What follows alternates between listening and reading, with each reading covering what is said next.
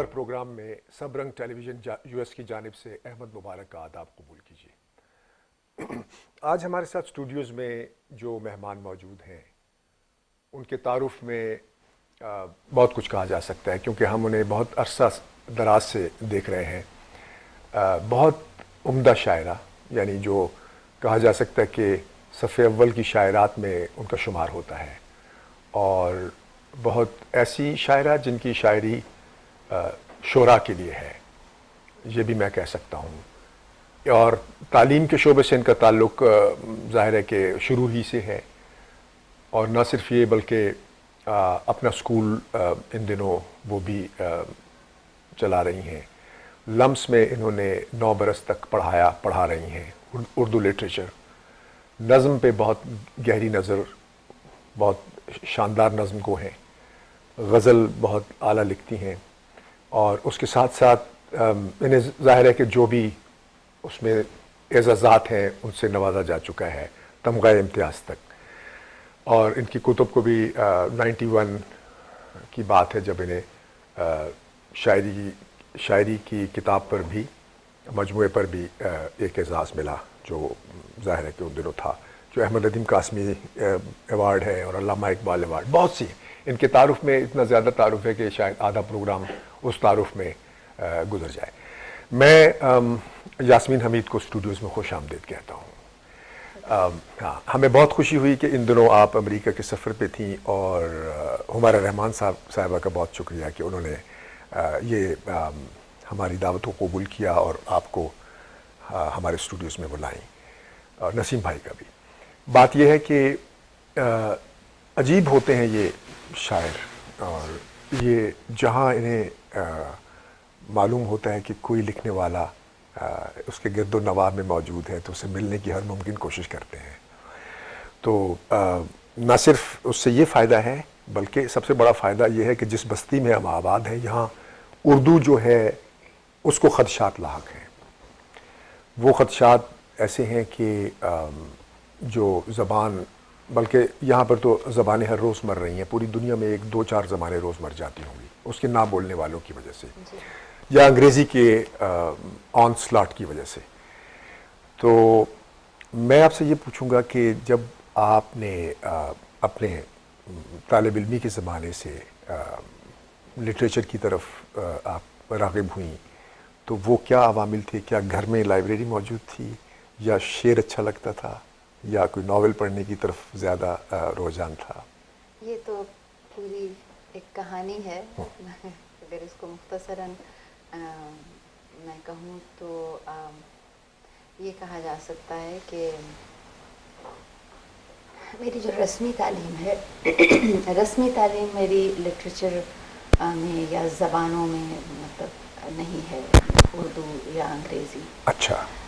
رسمی تعلیم میری میں نے ہوم اکنامکس کالج سے بی ایس سی کیا، اور پھر نیوٹریشن میں ماسٹرز کیا۔ اچھا، کمال ہے۔ وہ بالکل ایک مختلف ایریا ہے، مختلف ڈسپلن ہے، جس کا کوئی تعلق لٹریچر سے نہیں ہے، لیکن ظاہر ہے وہ کہیں جراثیم تو ہوتے ہیں، پھر انسان اپنے آپ کو دریافت جو ہے وہ کسی ایک وقت میں کرتا ہے۔ تو مجھے پڑھنے کا بہت شوق تھا، پڑھتی بہت تھی، میری والدہ کو بھی پڑھنے کا بہت شوق تھا۔ تو گھر میں جو چیزیں میں نے بہت پڑھی ہیں کالج کے زمانے میں، اسکول کے زمانے سے ہی، وہ اردو شاعری اور انگریزی فکشن۔ کمال ہے۔ تو یہ انگریزی فکشن بہت پڑھا اس زمانے میں، اور اردو شاعری کی طرف میری جو ہے طبیعت، وہ بیت بازی کی وجہ سے اسکول کے زمانے میں، اچھا، اس میں حصہ لینے کی وجہ سے اس میں دلچسپی پیدا ہوئی۔ موسیقی سے جو ہے وہ گانے اور وہ میوزک اور اس کا ردم اور الفاظ، وہ جو غزلیں وغیرہ جو جس کو مطلب گایا جاتا تھا، وہ مجھے یاد ہو جایا کرتی تھی۔ تو یہ ایک مطلب بہت ہی مختصراً میں اگر آپ سے کہوں کہ یہ بیک گراؤنڈ تھا۔ اور پھر یہ کہ میرے 2 بچے تھے جب میں نے پہلا شعر کہا۔ اچھا، یہ بہت اہم بات ہے، ورنہ عام طور پہ سب کہتے ہیں کہ بچپن سے شوق تھا یا لڑکپن سے، مطلب میں نے خود بچپن ہی سے شعر کہا، 4تھی جماعت سے۔ لیکن یہ جو آپ اس کا مطلب ہے بہت ایک میچور ایک سٹیج آئی جہاں پر آپ نے ایک نظم ضرور لکھی تھی. میری عمر 15 سال کی ہوگی اس وقت ایک نظم لکھی, لیکن وہ شاید مجھے سمجھ میں آ گیا تھا کہ یہ میں اس کو نہیں کسی کو دکھاؤں تو اچھا ہے, تو کیا وہ کہنے, میں سے ظاہر کر دیا. آج کل تو وہ نظم لکھنے سے پہلے ہی لوگ دوڑ پڑتے ہیں دکھانے کے, سنانے کے لیے. کیا کہنے, ونڈرفل, بہت اچھا. تو میں بطور خاص یہ پوچھنا چاہوں گا کہ جو ویور ہے نا وہ سن رہا ہے یہ بات, ویور کو یہ بتانا پڑے گا کہ ایک شاعرہ جس کے گھر میں کتابیں ہیں, اردو شاعری ہے اور انگریزی کا فکشن ہے, کلاسک فکشن ہوگا ڈیفینیٹلی ظاہر ہے, تو اس میں چند کتابوں کے نام دونوں طرف سے آپ بتائیے تاکہ ان کو پتہ چلے کہ آپ نے پہلی کتاب مثلا شاعری کی کون سی پڑھی یا فکشن میں پہلی کتاب آپ کے ہاتھ میں کون سی آئی. میں نے جو اچھا اسکول کے ہماری امی جو ہیں والدہ میری, وہ بہت نظر رکھتی تھیں اس بات پہ کہ ہم کیا پڑھ رہے ہیں. تو انہوں نے جب پہلی کتاب مجھے لا کر دی ہے پڑھنے کے لیے, اس سے پہلے تو ہم اسکول کے زمانے میں وہی کتابیں یہ اینٹ بلائٹن وغیرہ پڑھتے رہتے تھے, لیکن پہلی کتاب میری جین ایئر تھی, شارلٹ برونٹے کی. امیزنگ. تو وہ کتاب میں نے پڑھی, پھر وودرنگ ہائٹس اور جین آسٹن کی کتابیں پڑھی. بس وودرنگ ہائٹ پڑھنے کے بعد تو کام ہو گیا. پرلس بک کی کتابیں پڑھی, پھر چیز سلسلہ بڑھتا گیا, اور پھر بہت جلدی شادی ہو گئی تھی. میں پڑھ رہی تھی تو اس کے دوران ہی ہو گئی تھی. پھر تو مجھ پہ تھا میں کیا پڑھنا چاہتی ہوں اور کیا نہیں پڑھنا چاہتی. پھر کافی پڑھا, اس کے بعد بھی بہت سی چیزیں جو ہیں, شیکسپیئر کے 2-3 ڈرامے پڑھ لیے تھے, ٹیمپسٹ. ٹھیک ہے. شاعری میں کیا؟ ٹامس ہارڈی کے ٹیسٹ آف دی ڈیوبر ویور, وہ کتابیں پڑھی. تو شاعری میں انہی لوگوں کو پڑھا جن کو سب پڑھتے ہیں, جیسے سب سے پہلے تو اقبال. وہ اقبال لورز ہوتے ہیں نا, سب لوگ پڑھتے ہیں, سبھی گھروں میں شیلف پہ موجود تو ہوتی ہے. جب ہم بیت بازی کے لیے تیاری کرتے تھے تو اشعار جو ہے وہ پھر میں ڈھونڈ کے پوچھ کر, گھر میں کچھ لوگ تھے جن کو اشعار یاد بھی تھے زبانی, تو وہ اس زمانے کے یاد کیے ہوئے شعر آج بھی یاد ہیں. تو اس کی وجہ سے جو ہے پھر اقبال, وہ ایک عمر ہوتی ہے جب آپ شاید اتنی گہرائی میں تو بہت سی باتیں سمجھ میں نہیں آتی ہیں, لیکن آپ پڑھ رہے ہوتے ہیں, سن رہے ہوتے ہیں لوگوں سے, اور جو کچھ سن رہے ہوتے ہیں وہ متاثر بھی کر رہا ہوتا ہے. تو اتنی میچورٹی تو نہیں ہوتی, لیکن بہرحال فیض ہیں, ناصر کاظمی ہیں, اور جو اردو نثر کی پہلی کتاب تھی میری وہ لبیک تھی. اچھا, واہ. جو پہلی کتاب میں نے پڑھی ہے وہ مفتی صاحب کی لبیک, اور ان کی مشتاق احمد یوسفی صاحب کی چراغ تلے ہوگی, خاکم بدن اور چراغ تلے. یہ 2 کتابیں بھی میں نے, یہ 3 کتابیں یعنی تقریباً ایک ساتھ میں نے پڑھی. یہ تو پھر ماسٹرز کا تھیسس ہی ہو گیا, جو اتنی ادب کتابیں آپ نے پڑھی اس وقت سے. یہ پہلی کتاب تھی, یہ بھی مجھے گھر میں ہی کسی نے جو ہے, جب جیسے بڑے جو ہیں وہ دیکھتے ہیں کہ ایک بچہ ہے اسے شوق ہے کسی چیز کا, تو وہ پھر آپ کو مطلب انکریج کرتے ہیں.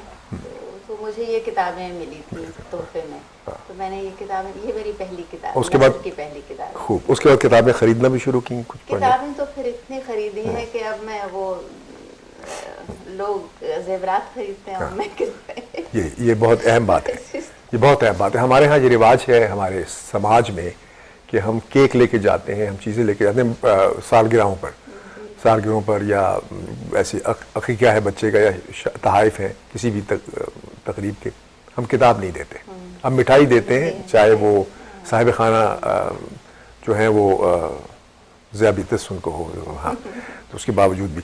تو بات یہ کہ یہ جو میں نے کہا کہ جو آدمی حالات کی پیداوار ہے, کسی بھی شخص یا بچے کو وہ جسے انوائرمنٹ کہتے ہیں, ایک اچھا سکول, ایک ہی بچے کو اگر ریٹروسپیکٹلی ماضی میں جھانکے کہ ایک ہی بچے کو آپ نے ایک عام سکول میں اور ایک خاص سکول میں داخل کروایا ہے, ایک ہی بچے کو سوچ میں, تو آپ دیکھیں گے کہ دونوں پروڈکٹ مختلف ہوتی ہیں. ایک گھر میں لائبریری ہے, ایک گھر میں لائبریری نہیں ہے, ایک گھر میں کا موضوع گفتگو کچھ اور ہے. تو یہ تو بہت شاندار بات ہے. یہ فرمائیے کہ جب آپ نے باقاعدہ جب لکھنا شروع کیا تو پہلے آپ نے بتایا کہ نظم لکھی، تو نظم پہلے لکھتی رہی یا غزل کی طرف آئیں؟ نہیں، میں نے پہلے تو سب سے پہلی چیز جیسے وہ 15 سال کی عمر میں وہ ایک نظم ہی تھی. اب مجھے بعد میں پتہ چلا کہ وہ نظم تھی. اس وقت تو مجھے اصناف کی اتنی سمجھ نہیں تھی. اچھا. کم سمجھ تھی تب یہ کہ غزل. اور آپ تدریس میں بھی نہیں آئی تھی جب؟ نہیں، میں 15 سال کی تھی. نہیں، جب بعد تک آئی تو جب آپ نے لکھنا شروع کیا تھا نہیں اس وقت نہیں، اس وقت میں نے پڑھانا تو میں نے یہ سلسلے سب بعد میں شروع کیا.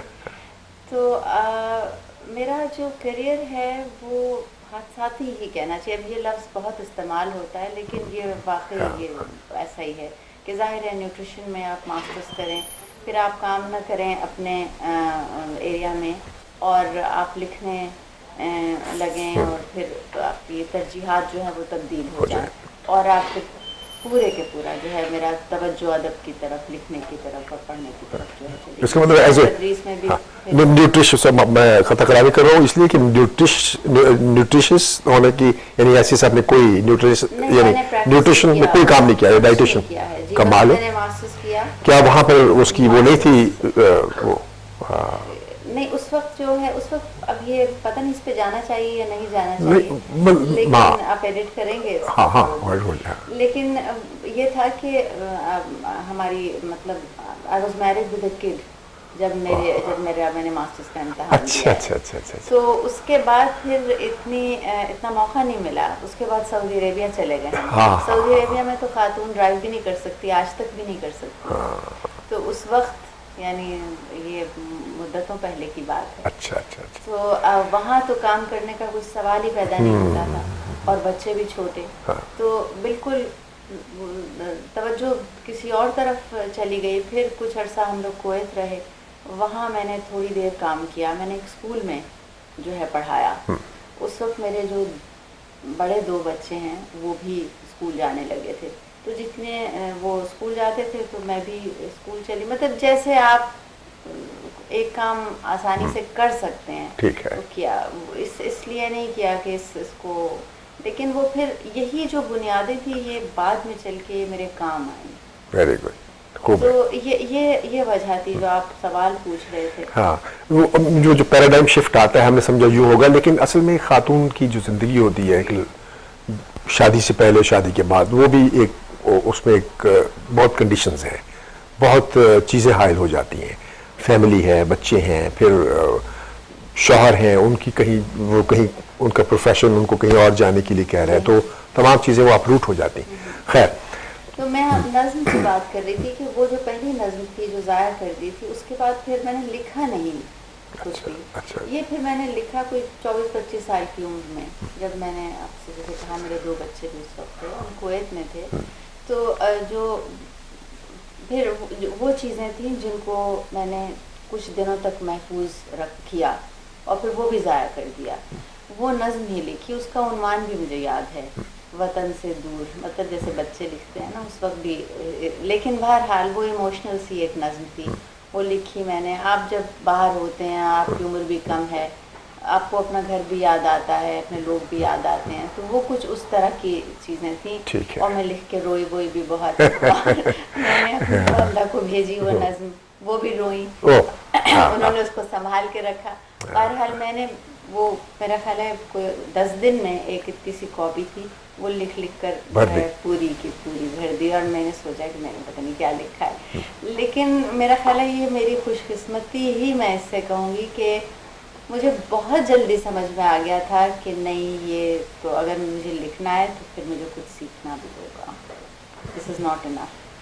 تو وہ میں نے پھر ضائع کر دی. وہ میری کتاب میرے پاس رہی بہت دیر تک. پہلی کتاب میں اس زمانے کی کوئی چیز شامل نہیں کی میں نے. لیکن پھر میں نے اپنے آپ کو سکھایا، مطلب میں نے خود سیکھا. جیسے آپ یو آر سیلف ٹاٹ. تو یعنی آپ کوشش سے آپ نے پھر وہ دیکھا. میں نے جتنا بھی ابھی تک سیکھ رہی ہوں، جتنا بھی زبان کو میں سیکھ سکتی تھی میں نے وہاں پر. یہ لمبی کہانی ہے. ایک چھوٹی سی دکان ہوا کرتی تھی کویت میں، جہاں پر ہفتے کے اخبار، ایک ہفتے کے اخبار جو ہے وہ پاکستان سے آیا کرتے تھے. تو وہاں سے میں پھر اخبار لے کر آتی تھی. وہیں سے میں نے ایک چھوٹی سی ڈکشنری خریدی اور میں نے ایڈیٹوریلس پڑھ کے اس پہ مشکل الفاظ پہ نشان لگانے شروع کیے. پھر ان کو مطلب باقاعدہ میں نے اس کو جس طرح ایک آپ طریقہ جو ہے وضع کیا کہ مجھے یہ کام کرنا ہے اور سیکھنا ہے. اور بہت دیر تک وہ چھوٹی سی ڈائری بھی میرے پاس رہی. اور بہت عرصے کے بعد, کئی سالوں کے بعد, جب میں نے اسے کھول کے دیکھا اور میں نے اس کے دیکھا کہ میں نے الفاظ کون سے الفاظ تھے جو لکھے ہیں, تو وہ بالکل عام الفاظ تھے جو میں اپنے جن اسٹوڈنٹس کو جن کو میں پڑھاتی ہوں میں ان کو بتاتی ہوں. وہ آتے ہیں انگلش میڈیم اسکولس کے, جو جیسے میں ان سے کہتی ہوں میں تم لوگ کی طرح تھی, تو میں ابھی بھی سیکھ رہی ہوں. اور میں آج تک جو میں اپنے ساتھ یعنی مجھے بالکل اتنی سی بھی جھجک نہیں ہوتی کسی سے کچھ پوچھنے میں. یہ ہے بات, یہ بات ہمارے ناظرین کرام اور وہ خاندان جو یہاں آباد ہے, ان کے بچے جو بڑے ہو رہے ہیں اور انگریزی اسکولوں میں پڑھ رہے ہیں, ان بچوں کے لیے اردو سیکھنے کے لیے اس سے بڑی مثال کمی ہوگی کہ ایک شخص اس کا خاندان ہے اور وہ بڑا ہو گیا ہے, میچور ہو گیا ہے, اور وہ اسے آر نہیں ہے یہ سیکھنے میں, ڈکشنری اٹھانے میں, کسی سے پوچھنے میں, تاکہ اردو زبان زندہ رہے. کیا کہنے تو پھر ہاں جی پلیز. مطلب میرا تو جو سبق تھا وہ بہت بے انتہا شوق, جس کی وجہ سے میں بالکل دیوانگی آپ کہیں. واہ واہ واہ واہ, یہ نئی صاحب والا جنون, خوب کہانی ہے, خوب کہانی ہے. جگر جوڑے گردوں سے خون ہو گیا, مجھے رکتے رکتے جنون ہو گیا. وہ کہیں پڑھا تھا کہ یا کوئی کہہ رہے تھے استاد کہ دیکھو بیٹا, مجھے یاد ہے ہم فرسٹ ایئر میں تھے تو نئے ایک لیکچرر آئے, لڑکے شرارتیں کر رہے تھے, ہم بھی تھے. انہوں نے کہا کہ دیکھو کامیابی دو چیزوں سے مل سکتی ہے, یا تو کامیابی کا شوق ہو یا ناکامی کا خوف ہو. ہمیں بڑا اچھا لگا. تو یہ شوق جو ہے یہ بھی عجیب بات ہے, اڑائے لیے جاتا ہے. تو پھر غزل کہی, غزل کب کہی آپ نے؟ غزل میں نے پھر ساتھ ہی غزل بھی کہنا شروع کر دی تھی. اور غزل اور پہلی کتاب میں تو سب غزلیں ہی ہیں میری. پس آئینہ جو ہے وہ اس میں سب غزلیں ہیں. یہ غزل سنائیے ہمارے ناظرین کو. غزل میں پھر آپ کو پس آئینہ کی غزل تو نہیں سناؤں گی, تازہ سنائیے. پس آئینہ کے ایک آدھ شعر سنا دیتی ہوں. میرا خیال ہے کہ جو 3 4 5 کتابیں آپ کی اگر ہیں, جی ہاں, کسی بھی شاعر کی خواہ کتنی ہی کتابیں ہوں, وہ ایک تسلسل ہے, وہ جہاں رکتا ہے اس کو ایک کتاب کا نام دے دیتا ہے. یہ تو سفر ہے. جی, پس آئینہ سے 2 شعر ہیں یہاں لکھے ہوئے ہیں میرے سامنے بھی, میں سناتی ہوں آپ کو. وہ بدل کر کبھی انداز پذیرائی کا, یہ 1988 میں چھپی تھی کتاب. اچھا. وہ بدل کر کبھی انداز پذیرائی کا, امتحان لے میرے احساس کی بینائی کا. واہ. اور آئی جب اس کے مقابل تو نیا بھید کھلا. واہ, بہت اچھا مصرع ہے. آئی جب اس کے مقابل تو نیا بھید کھلا, مجھ کو اندازہ نہ تھا اپنی توانائی. کیا اچھا ہے, بہت اچھا شعر. واہ واہ واہ. یہ غزل کے اشعار ہیں جو بہت اچھا شعر. چلیے میں آپ کو ایک اور غزل سناتی ہوں. یہ میرے مجموعے سے ہے. ارشاد. مجموعے کا کیا نام ہے؟ جو یہ 2012 میں کتاب آئی ہے, بے ثمر پیڑوں کی خواہش. واہ. وہی ہوا کہ جسم و جاں کے دائرے میں تھک گئی.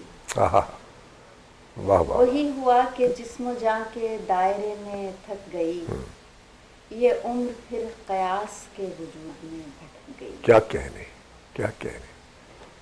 وہی ہوا کہ جسم و جاں کے دائرے میں تھک گئی, یہ عمر پھر قیاس کے وجود میں بھٹک گئی. واہ واہ. اور پرانے متن کی نئی عبارتوں میں کچھ نہ تھا. واہ واہ واہ. پرانے متن کی نئی عبارتوں میں کچھ نہ تھا, مگر وہ ایک سخن کے بس نظر جہاں اٹک گئی. کیا کہنے. واہ واہ واہ. اور کہو یہ بارشوں سے اب پلٹ کے دیکھتی تو جائیں. واہ واہ. کہو یہ بارشوں سے اب پلٹ کے دیکھتی تو جائیں کہ دل بھی صاف ہو گیا ہے, راہ بھی چمک گئی. کیا کہنے. واہ واہ واہ واہ. اور وہ ننھے ننھے بیج سر اٹھا کے آج بول اٹھے. کیا کہنے. وہ ننھے ننھے بیج سر اٹھا کے آج بول اٹھے, ہمیں خبر بھی ہو نہ پائی اور فصل پک گئی. واہ واہ واہ واہ واہ. اور کہیں سے آئی بات اس طرف تو پھر پتہ چلا, واہ. کہیں سے آئی بات اس طرف تو پھر پتہ چلا, یہاں سے کیسے بات ایک اور شہر تک گئی. کیا کہنے. واہ واہ واہ. بہت اچھی غزل ہے. غزل. تو 88 کی غزل ہے. ایک غزل اور بھی نہیں, سنائیے. یہ 88 کی نہیں ہے. اچھا, یہ بات کی ہے. یہ تو میرے تازہ مجموعے سے یہ تو بہت ہی اچھی غزل ہے, لیکن وہ پہلے کی طرح ہی غزل ہے. ایک سفر تو نظر آتا ہے شاعر کا, یعنی یہ شاعر کے جینون ہونے کی یہ بھی نشانی ہے کہ اس کا سفر جو ہے نا وہ ایسکیلیٹ اور ارتقائی شکل اس کی واضح ہو. یہ بہت زبردست بات ہے. دوسرے ہی بتا سکتے ہیں. ہم بتا رہے ہیں آپ کو. ایک اور غزل عطا کریں آپ.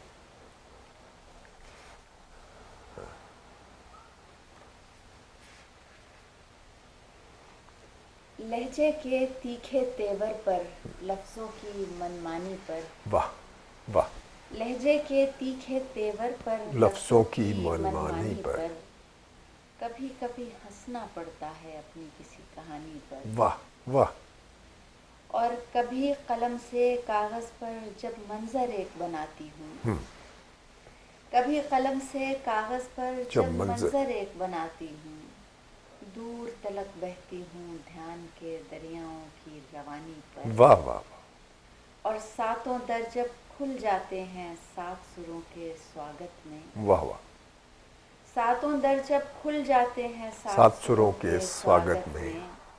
حیرت سی ہونے لگتی ہے مجھ کو اس مہمانی پر. واہ واہ واہ واہ. اور آب و ہوا دل کے خطے کی بدلی بدلی لگتی ہے. آب و ہوا دل کے خطے کی بدلی بدلی لگتی ہے. تیز ہوائیں تیز بہت ہیں, موجیں ہیں طغیانی پر. واہ واہ. اور مجھ میں ایک ضدی بچے نے میری بات کو آن لیا. واہ واہ واہ واہ. مجھ میں ایک ضدی بچے نے میری بات کو آن لیا. اپنے آپ کو میں نے ٹوکا جب اپنی نادانی پر. واہ واہ واہ واہ. اور دوسرا رخ تصویر کا دیکھا, دوسرا رخ تصویر کا دیکھا اور اس کو بھی سینت رکھا. ایک نشانی اور بھی رکھ لی میں نے ایک نشانی پر. کیا کہنے. واہ واہ واہ. اور کرنے کے جو کام نہیں تھے وہ بھی کر کے دیکھ لیے. کیا کہنے. کرنے کے جو کام نہیں تھے وہ بھی کر کر کے دیکھ لیے. ریت پہ میں نے کشتی کھینچی شہر بنایا پانی پر. واہ واہ واہ واہ واہ واہ واہ. کرنے کے جو کام نہیں کیا رائگانی لکھی ہے. اعلیٰ. واہ واہ واہ واہ. ریت پہ میں نے کشتی کھینچی شہر بنایا پانی. واہ واہ واہ واہ. تو یہ دیکھیے جو غزل کا یہ آپ کا آہنگ ہے, جو مضامین ہے, مضامین تو کسی نے کہا تھا کہ استعارے اور مضامین اتنے ہی رہتے ہیں, آپ اس کو اپنی طرز پر اپنی شخصیت میں سے نکال کر, یعنی جو لغت آپ میں ترتیب پا گئی ہوتی ہے اس کو آپ اس طرح بیان کرتے ہیں. یعنی جو کلام ہم جو گفتگو کر رہے ہیں تو ہر آدمی اپنی ایک خاص کیمیا پر, کیمسٹری اس کی بن جاتی ہے, اس میں لغت ہے, اس کا بولنا ہے, لہجہ ہے, پھر اس کا ایک پس منظر ہے جہاں وہ رہ رہا ہے, اس گاؤں بستی قصبے شہر ملک اور گھرانہ جہاں لوگ بول رہے تھے وہاں سے. یہ جو غزل ہے اس میں وہ چیزیں ہیں ساری, اور جو ایک تازہ غزل کی طرف اشارہ کرنے کی تازگی ہے. یعنی ایسی پامال جو غزلیں ہیں, یا وہ غزل ہے پامال جسے ہم کہتے ہیں کہ گلستان, وہ جیسے ہم کہہ رہے ہیں مثال کے طور پہ, کوئی اس میں بری بات نہیں ہے اگر ہم کہیں کہ مجاز, عدم, اختر شیرانی, ان جیسے ساحر لدھیانی, ان جیسے بڑے لوگ وہ جو گائی گئی ہیں وہ محفوظ ہیں, لیکن لوگ پڑھتے نہیں, حتیٰ کہ جوش صاحب کو بھی نہیں پڑھتے, بہت یاد نہیں رہتا. دیکھیے ہر زمانہ جو ہے وہ اپنے ساتھ اپنی ایک حیثیت لے کے آتا ہے جو پہلے زمانے سے مختلف ہوتی ہے, اور لکھنے والا اس کا پابند ہو جاتا ہے. مطلب یہ ایک نیچرل تو فطری ہے ایک عمل, پروسیس جو ہے, مطلب یہ کوئی سکھاتا نہیں ہے, یہ آپ خود بخود جو ہے چیزوں کو جذب کرتے رہتے ہیں. اور ان کا زمانہ اپنا تھا, وہ اپنے زمانے میں وہ لوگ بہت بڑے تھے, مشہور تھے, ظاہر ہے, لیکن شاید مستقبل گیر نہیں تھے. آج اس زمانے کا وہی آدمی جو ہے وہ اس معنویت رکھتا ہے جو اس وقت مستقبل گیر تھا. آج جو مستقبل گیر ہے وہ آئندہ کوئی معنی رکھے گا, ورنہ وہ بھی ختم ہو جائے گا. بہت خوب کہا. میں بھی اسی بات کے حق میں ہوں ہمیشہ سے کہ مستقبل گیریت جو آپ نے اشارہ کیا اس کی طرف, غالب, اقبال, میر, انیس, یہ ہمہ وقت یہ آفاقی ایک ہاتھ ہے جو اس طرف ان کا پنجہ لڑ رہا ہے, لیکن درمیان میں بہت جو جیسے آپ نے کہا. دیکھیے جیسے راشد جو ہیں وہ اپنے زمانے میں ان پر بہت تنقید ہوئی ہے, بلکہ ایک اینتھولوجی ہے فیروز نے میرا خیال ہے لیٹ 60s میں وہ شائع کی تھی, اور اس کے 4 ہیں والیوم.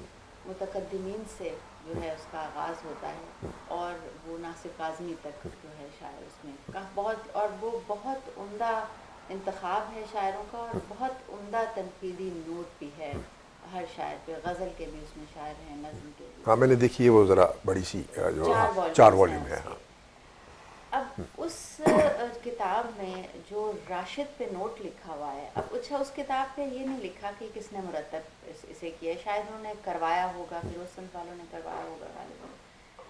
وہ اتنا سخت ہے اور اتنا اس میں جو ان کے بارے میں زبان استعمال کی ہے, جو لہجہ استعمال کیا ہے, اور جس طرح کے کمنٹس ہیں, اور جو وہ مطلب بہت سخت ہے, بہت سخت ہے.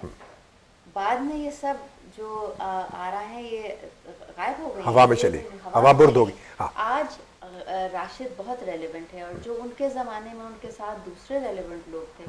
اب ہم 4-5 لوگوں کا نام لیتے ہیں, ہم راشد کا نام سب سے پہلے لیتے ہیں اقبال کے بعد. میں مطلب یہ نہیں کہ باقی لوگ جو ہے اور نام لیتے ہوں گے, لیکن 4-5 نام جو ہیں یہ ضرور لیے جاتے ہیں. ترتیب آپ چھوڑ دیجئے, راشد کا نام لیا جاتا ہے, میرا جی ہیں, مجید امجد ہیں, فیض ہیں, مجید امجد ہیں, اختر الایمان بھی آپ شامل کر لیجئے. تو یہ 4-5 لوگ جو ہے ان کا نام ان لوگوں سے پہلے لیا جاتا ہے جو اس زمانے میں زیادہ مقبول تھے. سو اب یہ کب تک ریلیونٹ رہے گا. اب جیسے غالب ابھی بالکل لگتا ہے کل کے آدمی ہیں, کل کیا حالانکہ اور ذوق اور ان پوری جو 19th سینچری ہے اس میں آپ یہ 5 انگلیوں پر گن سکتے ہیں جو لوگ آج ہیں, جن کو ہم کوٹ بھی کرنا چاہتے ہیں, جن پر ہم بات بھی کرنا چاہتے ہیں. اور دوسرے لوگ ہیں, بڑے بڑے شاعر ہیں, بڑے پختہ شاعر ہیں, ظاہر ہے وہ, اور لیکن ریلیونس جو اس زمانے کی ریلیونس ہے وہ ان کے ہاں ہمیں نہیں ملتی. اچھا, اب جو آپ نے یہ جو گفتگو کی ہے, اس سے ایک بات سامنے آ رہی ہے کہ یہ ایبسٹریکٹ ہے دراصل مختلف چیزوں کا, وقت کا, عمر کا, اس میں لفظ کے آگے بڑھنے کا, لفظ کے نئے معنی اور جہان کھلنے کا, زبان میں نئے الفاظ شامل ہونے کا, اور اس کے بین الاقوامی سطح پر جو ایک گلوبلائزیشن ہے دوسرے ادب کے اندر آنے کا, آپ کی محدود سرحدوں کو کے بڑا ہونے سے دوسرا ادب اندر آنے سے وہ چیزیں بدل جاتی ہیں. فارسی کے دور ہونے سے, عربی کے دور ہونے سے, ہندی کے دور ہونے سے, سنسکرت کے غائب ہونے سے, اب آپ نے دیکھا کہ وہ شاعری کی شکل, یعنی ہم اردو شاعری کی بات کر رہے ہیں, اس کی شکل بالکل اور ہو گئی. اب بہت سے لوگ ہیں, جیسے رئیس فروغ نے بہت ایسا کام کیا تھا جب 40-50 برس پہلے, جس میں اور شجر بہت ڈرے, میں بھی ذرا ذرا ڈرا پھر مجھے. انہوں نے دیکھیے کمپیوٹر کا, روبوٹ کا, ایسے سائنٹیفک نام استعمال کیے, بچوں کی نظمیں لکھی جو اتنے شاندار طریقے سے وہاں رکھے ہوئے ہیں کہ حیرت ہوتی ہے کہ اس وقت آدمی اتنی جرت کرے گا. دیکھیے اس میں بھی یہ بھی ضروری ہے کہ اب کیونکہ ہم بات کر رہے ہیں کہ فرض کیجئے ہم روبوٹ کا ذکر کرتے ہیں یا کمپیوٹر کا ذکر کرتے ہیں, تو اس لیے شاعری میں ذکر نہیں کرنا چاہیے کہ یہ بات کیونکہ نئی ہے اور یہ ایک سائنٹیفک ایک لفظ ہے یا اصطلاح ہے. وہ اگر آپ لکھ رہے ہیں کوئی چیز, اور وہ اگر آپ کا مسئلہ ہے, اور وہ خود بخود تخلیقی سطح پہ اس میں استعارے کے طور پر جو ہے یا کسی اور سبب سے آپ مطلب وہ جو فطری بہاؤ ہے اس کا حصہ بن سکتی ہے, پھر تو وہ شاعری بنے گی. بات، ورنہ اگر وہ فطری بہاؤ کا حصہ نہیں ہے. آج کل یہ بھی بہت ہو رہا ہے کہ وہ زبردستی کی، لفظ تو اچھا نہیں ہے، ٹھوسا ٹھاسی جو ہے، مطلب کہ آپ زبردستی جو ہے چیزوں کو، لفظوں کو استعمال کریں، صرف اس کو ایک جدیدیت ایسے نہیں پیدا ہوتی. وہ ایک سینسبلٹی جو اگر فطری طور پر آپ کے شعر میں نہیں نظر آئے گی اور بالکل پوری آپ کے خون میں حل ہو کر جو ہے اگر چیز برآمد نہیں ہوگی تو پھر اس کا کوئی فائدہ نہیں ہے. کیا کہنے. یہ ہم نے غزل سے بات چھیڑی تھی اور اتفاق سے اچانک راشد پہ چلی گئی. ہم نے غالب، اقبال اور میر ان کا ذکر کیا تھا کہ وہ 4 لوگ ریلیونٹ ہیں، باقی نہیں رہے. نہیں اور بھی رہے. یہ ہم بالکل اتنا بھی نہ نہیں ہم اس کو سختی، ایگزیکٹلی کوئی سختی نہیں، وہ بیچ میں سب ہر ہو ہی نہیں سکتی. یعنی آج بھی مصفی جو ہے اس کو پڑھیں تو کیا لطف آتا ہے. لیکن کم لوگ ہیں، کم لوگ مطلب اتنے لوگ اب نہیں ہیں اس وقت جتنے اس زمانے میں ہوں گے. سوال میں یہ کر رہا تھا کہ چونکہ یہ ایک ایبسٹریکٹ چیز ہے جس پہ ہم سب یقین رکھتے ہیں کہ اسی وجہ سے چیزیں بدلتی ہیں، تو چیزوں کا بدلنا جو ہے وہ بھی زندگی کے آگے بڑھنے کا ایک نشان ہے، پیش خیمہ ہے. شاعری بھی اسی طرح ہے، زندگی کے ساتھ چلتی ہے. یہ نہیں ہے کوئی چیز آبسلیٹ یعنی متروک نہیں ہوتی. یوں کہا جا سکتا ہے کہ اب اس کی شاید وہ جگہ جو کم رہی. یعنی گھر میں بھی ہوتا ہے جب چیزیں بدلتی ہیں تو پھر نئی چیزیں جب جگہ لیتی ہیں گھر میں تو پرانی چیز. دیکھیے اب میں آپ کی بات، سوری میں اگر آپ اجازت دیں، مجھے ایک بات خیال آئے گی کہ شمس الرحمان فاروقی صاحب نے ایک جگہ لکھا ہے کہ خوبصورتی کے معیار جو ہیں وہ تبدیل ہو جاتے ہیں، لیکن جو چیز پہلے خوبصورت قرار دے دی گئی وہ بدصورت نہیں ہو جاتی، کبھی نہیں ہو سکتے. وہ بھی خوبصورت رہتی ہے، لیکن اور چیزیں بھی جو ہے انہیں ہم خوبصورت کہہ سکتے ہیں. کیا کہہ رہے. اب راشد پہ چونکہ اچانک ہم آئے تھے تو اب راشد کے کھلنے کا زمانہ تھا.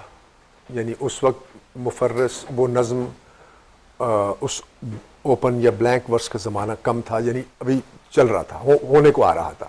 تو راشد کی تفہیم جو ابھی ہو رہی ہے وہ آپ کے ذائقے میں جو ایک بڑھوتری آتی ہے، یعنی ذائقہ بڑھتا ہے آگے کی طرف. یہ بھی دیکھیے ارتقاء سے آپ انکار نہیں کر سکتے، اس لیے ہی ہو رہا ہے. اب تو جست وہاں سے بھی آگے لگنے جا رہی ہے. جیسے کہ میرا خیال ہے، جو کہ ممکن ہے غلط ہو، کہ میں سوچتا ہوں کہ جو مستقبل ہے وہ شاید نثری نظم کا ہو جائے، کیونکہ غزل کو پڑھنے اور لکھنے والے اور سننے والے جو ہیں وہ بہت محدود ہیں.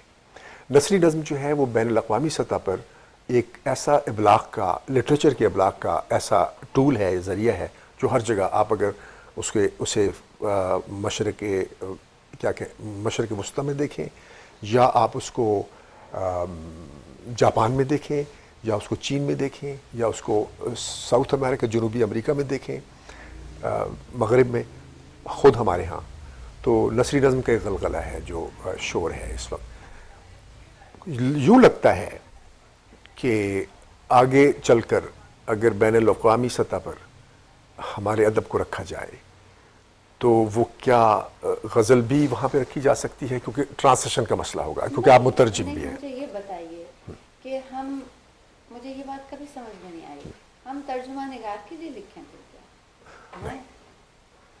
یہ تو ہو ہی نہیں سکتا. اگر غزل ہماری صنف ہے تو وہ ہماری صنف ہے، پھر ترجمہ نگار کا کام ہے وہ اس کا جی چاہے جیسے جی چاہے کر دے. ٹھیک ہے. لیکن اس کی وجہ سے اگر غزل خود بخود، مطلب یہ بھی تو عمل ہے نا. اب دیکھیے قصیدہ کوئی نہیں لکھا اس لیے کہ اب اس کی ضرورت ہی نہیں، دربار اور سلطنت نہیں رہی. جو مثنوی تھی، جو جیسے سحر البیان جیسی مثنویاں جو تھیں، جو داستانوی، جس میں پوری کہانیاں جو ہیں بیان ہوتی تھی، مسدس کی تھی، جاتی تھی، وہ مطلب اب اس فارم میں چیزیں نہیں لکھی جاتی. اور بھی بہت سی اصناف ہیں جو متروک ہو گئی ہیں اور اب ریختہ ہے. پھر اس کے علاوہ مطلب اس زمانے سے جو بہت مقبول تھی وہ اب، کیونکہ اب ان کی ضرورت ہی نہیں رہی. اسی طرح سے جو آپ بات کر رہے ہیں کہ اس کے بین الاقوامی ادب میں ہمارا اردو کا جو ہے، ہاں، اگر تو خود بخود یہ سلسلہ، مجھے لگتا ہے کہ اردو میں فی الوقت تو ایسی کوئی چیز مجھے نظر نہیں آ رہی. جیسے ہم لوگ کہتے رہتے ہیں کہ غزل جو ہے، غزل کو नापसंद करने वाले लोग भी बहुत हैं. एक ग्रोह है जिसने बाकायदा ज़ाहिर है उस पे तनकीद वो भी शायद बहुत गज़ल लिखता भी नहीं है ये वो ठीक ग्रोह. है. गज़ल एक आप एक कि ये कहा है कि वो महदूद एक सिन्फ है, लेकिन बहरहाल एक बहुत अहम सिन्फ है और मकबूल तरीन सिन्फ रही है उर्दू की. और है. उसमें बहुत बड़ा लिटरेचर जो है, बहुत बड़ी शायरी जो है उसमें हुई. मौजूद है और आज तक भी लोग लिख रहे हैं. हाँ. तो जब तक लोग लिखते रहेंगे और सहूलत से लिखते रहेंगे और लिखना चाहेंगे तो वो सिन्फ तो ज़िंदा रहेगी. ठीक है. और जब तक उसे लोग सुनने वाले होंगे. लेकिन ये जो 19वीं सदी है इसमें नज़्म ज़्यादा मकबूल हुई है. ठीक है. इस तरह की नज़्म जैसे अब लिखी जा रही. पहले जो नज़्म लिखी जाती थी वो नज़्म यानी वो सिवाय नज़ीर अकबर आबादी के हमें और कोई नज़र नहीं आता जो इस तरह की, यानी वो भी जहाँ मतलब कसीदा भी नज़्म ही है ना. वैसे तो नज़्म का मतलब है कोई चीज़ मंजूम जो है उसको आप नज़्म कहते हैं. पूरी शायरी हर तरह की जो वर्स है उसको हम नज़्म कहते हैं, यानी मंजूम चीज़ जो भी है. लेकिन जो इस तरह की नज़्म जैसे अब लिखी जा रही है तो ये पहले जो है वो तो ये मकबूल हुई है 20वीं सदी में. और ये सदी सिर्फ गज़ल की सदी नहीं है, ये अब नज़्म की सदी भी है. और नज़्म में मुख्तलिफ जो तजुर्बे हैं उनको अब कबूल करना पड़ेगा. जब नज़्म मुअर्रा शुरू हुई है ब्लैंक वर्स तो लेदे हुई. ठीक है. 1874 में पहली ब्लैंक वर्स जब मौलाना इन्होंने आज़ाद ने जब पढ़ी है तो उस पर बहुत ज़्यादा सन्नाटा छा गया था जब मुशायरे में उन्होंने पढ़ी है.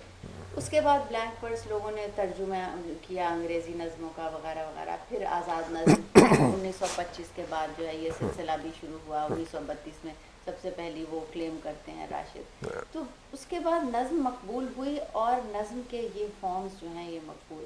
उसके बाद जब आज़ाद नज़्म को कबूल कर लिया गया तो फिर नसरी नज़्म आई तो फिर उस पर लेदे हुई. तब जब भी कोई नई सिन्फ जो है उसको मुतारिफ़ करवाया है किसी ने तो लोगों ने एतराज़ किया है और कम एतराज़ नहीं किया, बहुत सख्त लहजे में एतराज़ किया है.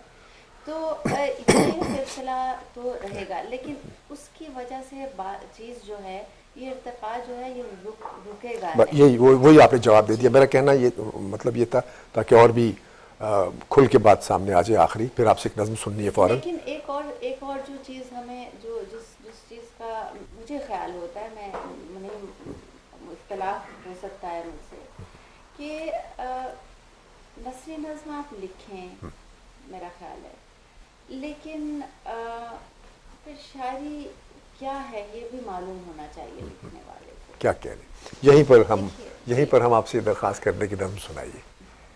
हाँ, ताकि फिर नज़्म पे गुफ्तगू. ये नसरी नज़्म नहीं है जो मैं सुना रही हूँ. नसरी नज़्म पे तो ये सवाल था क्या इसका मुस्तकबिल क्या है जी. हाँ, तो वो आपने बता दिया.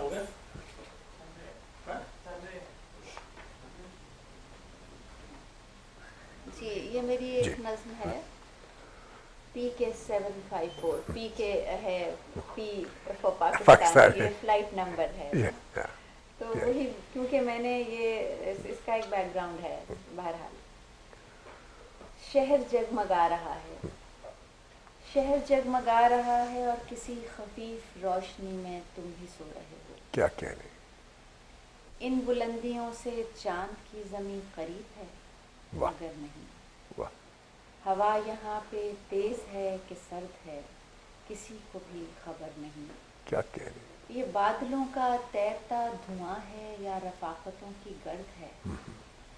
ये बादलों का तैरता धुआं है या रफ़ाक़तों की गर्द है. ये कांपती हुई सदाए वापसी की लहर है कि डोलता हुआ बदन उड़ान का कि झूलती हुई ज़मीन नशेब की. क्या कह रहे. वो कौन था जो मुट्ठियों में रेत भर के सो गया. वाह वाह वाह. ख्यालों ख्वाब से भी दूर हो गया, भटकती रात के उलझते गेसुओं में खो गया. वाह वाह वाह.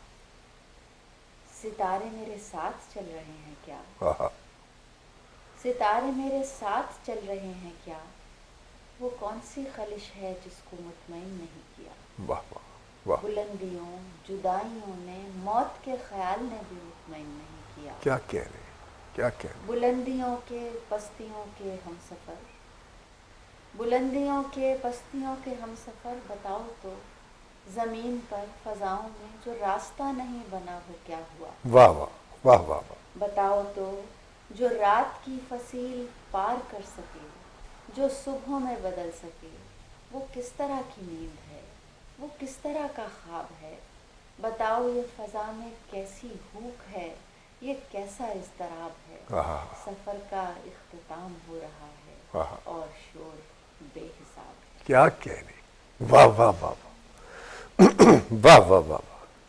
بہت خوب. تو دیکھیے نظم ہے تو نظم کا راستہ ہے، اپنی جگہ ہے، غزل کے ہوتے ہوئے بھی یہ اس سوال کا جواب نظم میں آ گیا. ایک اور نظم بھی سنا دیجیے آپ.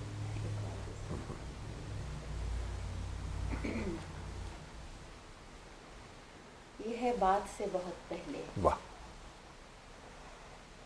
ہم یہ بھول جاتے ہیں کس جگہ کھڑے ہیں ہم، آہا. ہم یہ بھول جاتے ہیں کس جگہ کھڑے ہیں ہم، کس ہنر کے سائے میں، کس زمین کے اوپر. واہ واہ ہم یہ بھول جاتے ہیں، واہ واہ واہ. ہم یہ بھول جاتے ہیں کس طرف کو جانا تھا، کس طرف سمندر ہے، کس طرف کو رستے میں بے حساب پتھر ہیں، کس طرف ہوا کا رخ. واہ واہ واہ. ہم یہ بھول جاتے ہیں، کیا کہہ رہے ہیں. ہم یہ بھول جاتے ہیں کس نے کیا کیا پہلے، کس کا ساتھ کیسا تھا، کس کی آستین پر ہیں خون کے وہی چھینٹے، آہا. خون کی وہی رنگت. واہ واہ واہ. ہم یہ بھول جاتے ہیں آہا. کس مقام پر ہے کون، کس سے پوچھنا تھا کیا، ہر جواب سے پہلے ہم کو سوچنا تھا کیا. آہا. ہم یہ بھول جاتے ہیں شور کیسے اٹھا تھا، کس ہراس سے پہلے کس نے خون تھوکا تھا، واہ واہ. بات کی کڑی کیسے شور و شر سے الجھی تھی. آہا. ہم یہ بھول جاتے ہیں، ہم یہ بھول جاتے ہیں وقت سے بہت پہلے ایک وقت ہوتا ہے. آہا. ہم یہ بھول جاتے ہیں وقت سے بہت پہلے ایک وقت ہوتا ہے، رات سے بہت پہلے ایک رات ہوتی ہے، بات سے بہت پہلے ایک بات ہوتی. کیا کہنے، کیا کہنے. واہ واہ واہ. کیا کہنے. بہت پر لطف. جی چاہتا ہے مسلسل بات ہوتی رہے، مسلسل آپ سے سنتے رہیں، مگر میرا خیال ہے کہ اگلی نشست کے لیے ملاقات پہ اٹھا رکھتے ہیں. ناظرین کرام، ہمارے ساتھ یاسمین حمید موجود تھیں اور انہوں نے اپنی نظمیں اور غزلیں ہمیں سنائیں. انہوں نے اردو کے مستقبل پر، شاعری کے مستقبل پر بات کی. مجھے امید ہے کہ آپ کو بہت پسند آئی ہوگی. انشاءاللہ اگلی مرتبہ ایک اور مہمان کے ساتھ حاضر ہوں گے. احمد مبارک کو سخنور سے، سب رنگ ٹیلی ویژن US سے اجازت دیجیے. خدا حافظ.